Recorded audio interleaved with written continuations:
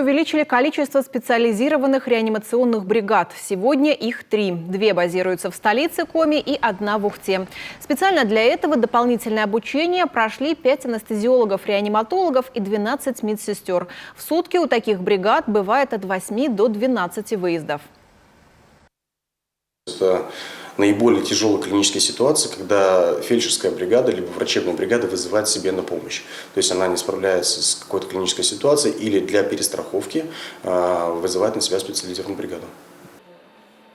Развивают доступность медицинской помощи в Центре медицины катастроф и еще по одному направлению. Открывают дополнительные посты скорой помощи. Так, один уже запустили в Пашге. До ноября закончится ремонт в Орбите, и там тоже появится дополнительный пост. В среднем за сутки скорая помощь получает 670 вызовов. Теперь сигналы со всей республики поступают в единый диспетчерский центр. Здесь же координируется работа не только бригад скорой помощи, но и санитарной авиации.